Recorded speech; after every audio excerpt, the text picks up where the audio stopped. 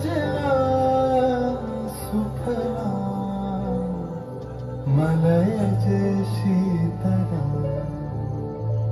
सस्यश्यामलां सस्यश्यामलां मातरं वन्दे मातरम्। 1908 সালের 11ই আগস্ট কিংসফোর্ডে বন্দে মাতরম বলার দোষে যে বালককে বেত মারার হুকুম দিলেন ব্রিটিশ সরকার, তারই পক্ষে দাঁড়িয়ে ক্ষুদিরাম বসু ও প্রফুল্ল চাকি সাহেবের পিটন গাড়ি লক্ষ্য করে বোমা চালালেন মুজফ্ফরপুরে। সাহেব নিহত হলেন না, তবু নাবালক ক্ষুদিরামকে ফাঁসির হুকুম দেয়া হলো। জননী গুলহ তুলে পক্ষে শান্তনবাস দেহ তুলে চক্ষে কাঁদিছে তব চরণ তলে 30 কোটি নর নারী।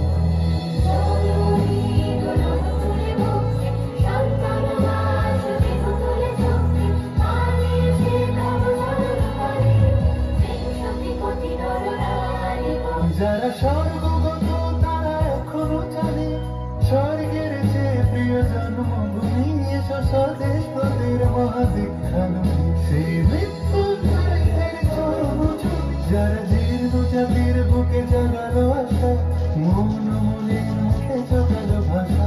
আজি রক্ত কমলি কথা আজি রক্ত কমলি কথা মানল খাই বিজয় লক্ষ্মী দেবতাদের করে মুক্তির মন্দির শুকানো তবে কত প্রাণ বলিয়া লেখা আছে অশ্রু জলে লেখা আছে অশ্রু জলে।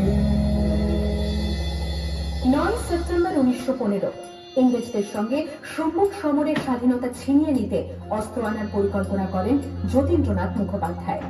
বালেশ্বরে সঙ্গীদের নিয়ে জাহাজ থেকে সেই অস্ত্র নামাতে গেলে ইংরেজ বাহিনী তাদের ঘিরে ফেলে।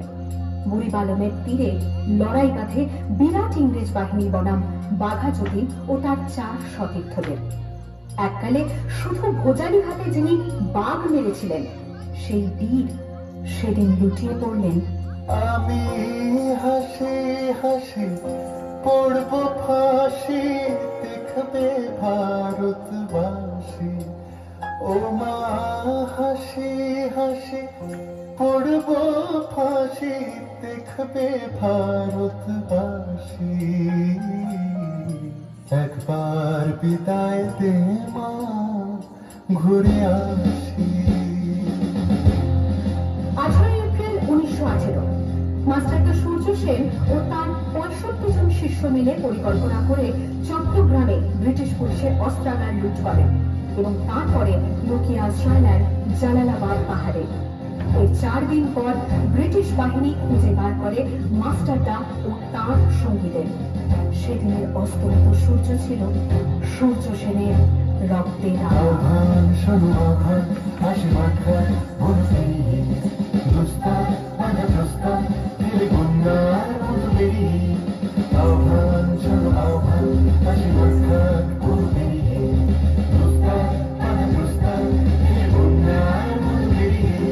যুগ শুনছে তো শুনতে দিয়েছে সারা যুগের সঙ্গে সূর্যের সারা যাত্রা শুরু হচ্ছে ছুটি দুর্বার লেগে ছুটি